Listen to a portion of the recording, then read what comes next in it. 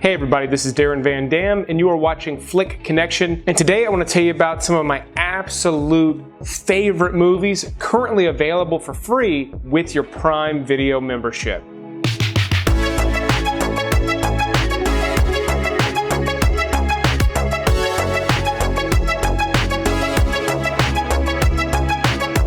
So I'm going to start this video out by saying that Equilibrium is a movie that I really love that was removed from Netflix as soon as I put up my sci-fi list last week, and it moved immediately to Prime. So if you watch that video and you looked for it and it was gone, apologies, but it is now currently available on Prime Video, and it would fit on this list if I didn't just recently talk about it. Now, my number 10 pick for my favorite movies on Prime Video right now is the Toxic Avenger. Now, this is a B-level movie, and it's a very famous one. It's among the most famous B movies ever made, and it's super weird. It spawned a whole host of sequels. There was a cartoon of it in the 90s that was pretty cool. I'm amazed that they made a kid's cartoon from this movie, because this is a adult level movie. There's sex, there's nudity, there's bloody dismemberment, but it is so much fun to watch. It's so cheesy, and also because it's a Tromaville production, it's incredibly self-aware. It is a product of its time though. It deals with a mentally handicapped janitor who's bullied by a bunch of jocks. And some of those jocks spend their free time running over children and old women and people in wheelchairs. And ultimately this janitor falls into a vat of toxic waste and becomes the Toxic Avenger. And he dispatches of these bad guys in the movie in just spectacularly bloody fashion. If you love movies like that and you've never seen the Toxic Avenger, do yourself a favor, because odds are a lot of the ones that you've watched are heavily influenced by the Toxic Avenger. It's that important to this subgenre. I suspect foul play. I have eliminated no suspects. Now, because this is a list of my favorite movies on Prime Video, it's a very eclectic mix. And my next one is one of the newest releases added to Prime Video, and that's Knives Out. This came out during the holiday season in 2019. It's written and directed by Rian Johnson, who a lot of people know for having kind of ruined Star Wars with The Last Jedi. However, before that, he did some really incredible movies. He did Looper with Bruce Willis. He did a little known movie called Brick that is just an amazing sort of neo-noir thing that I love. I think it's my favorite movie of his. But Knives Out is a classic whodunit, sort of a Clue style murder mystery. And it's also got sort of this fun foghorn leghorn performance from Daniel Craig. He's got another really zany performance further down this list. But I really enjoyed Knives Out. Not only does the murder mystery play out really well, but all the characters are great. The cast is amazing. You've got Christopher Plummer, Jamie Lee Curtis, Don Johnson, Michael Shannon, Toni Collette, Lakeith Stanfield, who's an up-and-comer who I've been sort of liking more and more the more I've seen him and stuff. Obviously Chris Evans, and then really Ana de Armas really carries this movie really well. I was really impressed with how good a job she did. And there's even more sort of supporting actors that I like. I mean, it's one of the best cast ensembles I've seen in a really long time. And then it's just this good, fun, clever flick. If you haven't seen it yet, it's one of the best, absolute best new release movies you can catch on the platform right now. One of my favorite movies of 2018 was Annihilation, starring Natalie Portman. This is such a smart movie. In fact, it's so smart. When I was first watching it in the theater, I kind of thought it might be BS, and it took me some more, not just thought, but some research to really figure out what this movie was about. In fact, I did a full video explanation back when this movie first came out. I'll put a link to that in the description. But this is just a great classic sci-fi movie. It is loosely based on a book, but the writer and director said that the script was more sort of like a dream that he had after reading the book, so it's fairly loose, and it's from an amazing writer-director. It's the same writer-director that did Ex Machina, Alex Garland, but he's also famous for having written 28 Days Later, Sunshine, which is a great sci-fi flick, and Dread before becoming more of a director with Ex Machina and now Annihilation. I think it's really fantastic, really cerebral, intelligent stuff, and it's entertaining. Visually, this movie's really stunning, so you can watch it without really straining your brain. It's not gonna quite make sense as the climax sort of unfolds, but if you wanna pick apart, all the clues are there as to what generally is occurring. I think it will still be watched 20 years from now and appreciated maybe even more so than it is today. Would you give me my arm, please? Is it this one? Now, I mentioned Daniel Craig had another sort of zany performance further down this list, and Logan Lucky is a fun heist movie directed by Steven Soderbergh, who's most famous, he's done a lot of great movies, but he's most famous for the Oceans trilogy. And this is just sort of a fun heist flick that's very different from the Oceans movies because this one takes place out in West Virginia. They're robbing a NASCAR racetrack, and it deals with some just kind of backwoods characters that are really interesting characters led up by Channing Tatum, who's this really sort of capable guy who's pulling off this very smart heist. Adam Driver plays his brother. Their chemistry is great. Daniel Craig is this prisoner that is an explosives expert that they bring in that uses like sour gummy bears to create an explosion while they're trying to pull up this heist. And there's a bunch of other great characters in this as well. And this one's fun, entertaining with some really great scenes, but it's also just a good story that doesn't have a lot of fat on it. It's just glued together well. It's a good movie that is gonna appeal to a lot of you watching if you haven't seen it. If you're in the mood for just a pick-me-up sort of comedy that's not just stupid and silly, that's actually sort of smart and clever, Logan Lucky is a great way to go. This one did get good reviews when it came out, but I still feel like this one's sort of overlooked and underappreciated. Like I said, this is an eclectic list, so I've got a horror flick here with Cabin in the Woods. Now, hopefully a lot of you have seen this one by now, and I know true blue horror fans love this movie because it is so meta. It's very self-aware and it references a lot of other horror movies in this very clever way. And there's also a duality of it. You've got these kids sort of going on this traditional camping trip and some bad things are happening, but then you've also got these guys in this control room that are sort of making everything happen. Not really a spoiler, they introduced the control room guys at the very beginning, and I remember watching this in the theater. That's the moment I fell in love with this movie. As soon as the title of the movie came on screen after this sort of intro with these control room guys, I was like, oh, I'm gonna love this, and I did. I loved every minute of this movie. It's so much fun. I would have loved to have seen more like it, but it also stands alone on its own really, really well, and it doesn't forget to have some scares in it. Yeah, it's fun and crazy and wild, but it does have some scares in it if you let yourself get into that mindset. But anyone who loves a bunch of classic horror movies like The Evil Dead will get a lot of the references buried all throughout Cabin in the Woods. I shouldn't even say buried. They're easy to spot, and that's what makes them so fun to watch. So at the top of the video, I mentioned Universal Yums. They have been a sponsor of the show for a few months now, and they just sent me another box.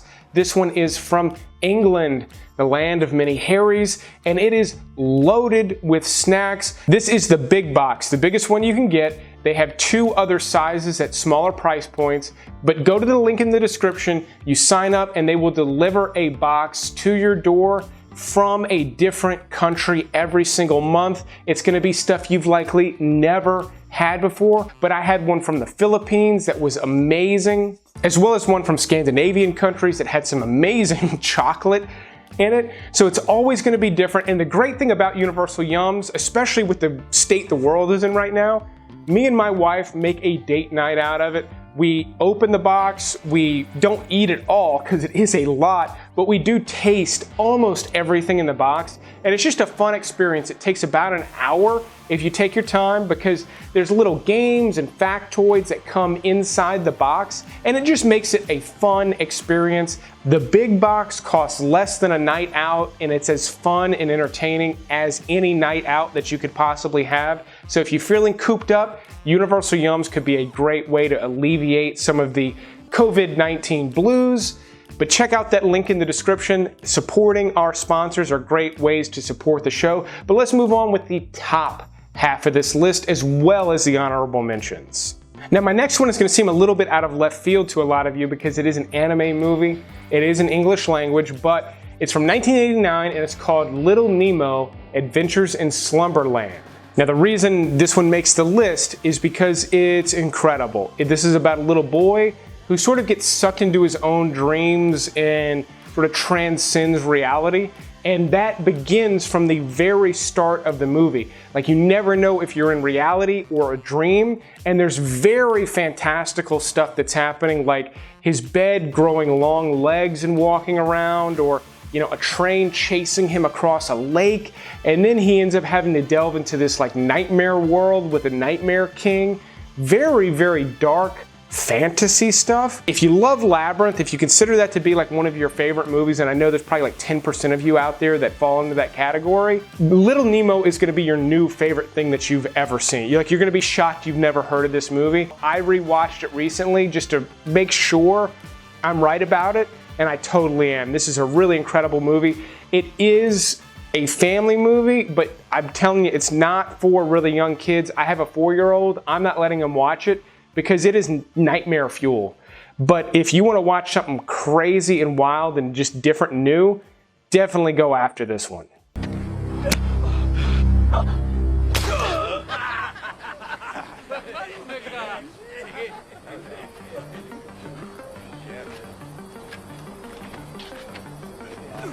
Apocalypto is the last movie directed by Mel Gibson before his whole PR nightmare, and I say that because it was a bunch of different things that were going on with him during that time. But this is an amazing movie. It takes place during the decline of the Mayan kingdom. A young man is pulled out of the jungle and taken to be sacrificed in a Mayan city. It's wild stuff, a lot of it historically accurate, but also just this amazing sort of adventure story that's got this incredible pace to it. It just keeps moving and keeps developing. There's not these long, slow parts where people have to sit down and have a heart-to-heart. It just keeps on going. It's incredibly well written. This one is still so good. It holds up today. It looks amazing and is ultimately just this really harrowing story of this guy trying to survive during these very, very primal times. It's heavy, heavy stuff, and it's very grim, dark stuff, but also just this, like I said, an incredible adventure story. Oh yeah! Said they were looking for a little shih tzu. Then some other punk killed those punks. It's their blood. It's his puke. You want to go to the bathroom, clean some of the blood and the puke off you? Now, one that I didn't really love when it first came out was Seven Psychopaths. But as you can tell by its placement on this list, I've come around on this one. I've actually watched a few times in recent months just because I loved it so much, mainly because of Sam Rockwell's performance. I think this is one of his best roles. Not necessarily his best performance, because he's done some more difficult, sort of heart-wrenching performances, but this one is the most fun to watch. He's really funny in this movie, and it's so quirky, but then you get Christopher Walken, you get a great performance from Colin Farrell. Woody Harrelson plays this really outlandish gangster. It's just a ton of fun. If you've never seen this movie, it's from the same writer-director that got all sorts of awards for 3 Billboards Outside of Ebbing, Missouri, while Seven Psychopaths doesn't deal with as many sort of, I guess, like social themes. It's just more of kind of a fun movie. It's, I think, better ultimately because it is so clever. It's got a weird pace to it though, which is what I didn't like the first time. But after I got used to that, I really just love all of the scenes and the interactions between the characters. It's just so much fun to watch, especially for anybody that loves gangster flicks. This one is a gangster flick, but it also references gangster movies in this weird way and doesn't feel like anything else you've seen within the genre. It's almost like a magic trick as to how it is a gangster movie and also isn't at the same time. I don't know. All right, my number 2 pick, then we'll do some honorable mentions. The Terminator. Now, I do happen to think that Terminator 2 Judgment Day is one of, if not the best action movies ever made. I think it is superior to the original Terminator, but the original Terminator is a great movie. It's really smart, it's beautifully shot. James Cameron is just a wizard when it comes to making big budget sci-fi movies. This one's got so many action scenes in it that are so well directed. It's not just the camera shaking around, it's patient with the action, and then it hits you over the head with it. That's the kind of stuff James Cameron was really clever at. I also love seeing Arnold Schwarzenegger as the bad guy. I love Schwarzenegger, I love him as the hero, but to mix it up and see him as this just mindless robot trying to kill. And then it just oozes 80s with the music and the clothes and the neon lights. It's so much fun and such a product of its time that somehow still manages to hold up today. I absolutely love it for that. In addition to just being the prequel to one of my favorite action movies of all time. So I've got a couple of honorable mentions, and they're only honorable mentions because I just recently mentioned them in another list of manly movies currently available on Prime. So I didn't want to mention them again. But before that, I'll also say that the day after I post this video, they're adding the movie Crawl to Prime Video. While this wasn't one of my favorite movies of last year, I did like it a lot. This was a fun movie about a father and a daughter that get trapped in a basement during a hurricane, and there is a giant alligator in there with them. That's basically all you need to know, other than the fact that if you like that concept, I can just tell you that this is really well executed. Now, a lot of it is not realistic, it's not really intended to be, and it is intense. I use the word fun loosely, but this is a popcorn movie that's sort of scary and exciting. It's a monster movie. The alligator is a monster, and it's one of the better monster movies that I saw in 2019 for sure. If you had no expectations for this movie and didn't want to see it, you would be pleasantly surprised as to how well executed this movie actually is. Now, I gushed about the Terminator. Another one of my absolute favorite sci-fi movies that comes from the 80s is Escape from New York. It topped my manly movie list. I love this movie. It's one of my favorite John Carpenter movies. It's one of my favorite Kurt Russell movies. I just love it. I love everything about it. If you've never seen it and you love my picks, definitely check out Escape from New York while it's still on Prime. And then Way of the Gun is I hate to say modern day because the movie's 20 years old now, but when it came out, it was a modern day Western. A couple of guys played by Ryan Phillippe and Benicio del Toro kidnap Juliette Lewis, who is a surrogate for not just a rich family, but a rich family tied to the mob. So then they get pursued by James Caan and a bunch of old mobster types. There's a great shootout in this one. Really well directed, a lot of fun, very smart sort of sequences that unfold. This writer-director has gone on to do some of the later Mission Impossible movies. So I highly recommend all of these movies. To say that my top pick on this list is not an action movie, it's Buffalo 66. This is written, directed, and stars Vincent Gallo, who was kind of a big deal for a while and then did a movie that just people hated for a host of reasons and kind of ruined his career. But Buffalo 66 is kind of a masterpiece and it still holds up. He plays this really odd character that kidnaps Christina Ricci so that he can have a girlfriend to show to his parents, and then they start to bond and have this relationship. But the great thing about this movie isn't just the story and the themes, and I especially love the conclusion of this one. This movie's not for everybody, but I think it's for a lot of you. If you trust my recommendations and you think I have a good take on films, watch this one. It's got these great moments in it, like this scene where he's kidnapped her, they're in her car, and he doesn't know how to drive what he calls a shifter car. What is this? Is this a shifter car? I cannot drive a shifter car, right? So we got a little situation here. I can't drive these kind of cars. I'm used to luxury cars. Have you ever heard of a luxury car? You know what luxury means? Have you ever heard of Cadillac? But it's a very, very beautiful movie too. It's got a lot of heart to it, and it's really unlike anything else that you've seen. I cannot recommend that one enough. Unless you don't like the way that I've talked about it, then you probably won't like the movie, but hopefully you like a couple of movies off this list. Before we go, channel memberships are now available. You will see a join button below this video. Click it, sign up, you can cancel anytime. I'm creating extra content. There's already a couple of videos over there, including a studio tour and another video detailing some of my favorite shows to have come out this year. I'll be creating a new video every single week that isn't necessarily the same type of content I would normally put on the channel, but fans of Darren Van Dam should get a kick out of the stuff that I'm putting out over there. But I will keep making videos like this as long as you keep watching them. Thanks for watching this video, and you will see me on the next one. I'd like to thank all of my Patreon supporters. Some of these people have been supporters for a very, very long time. So I'm happy to show you their names. If you're interested in becoming a Patreon supporter, there's a link in the description.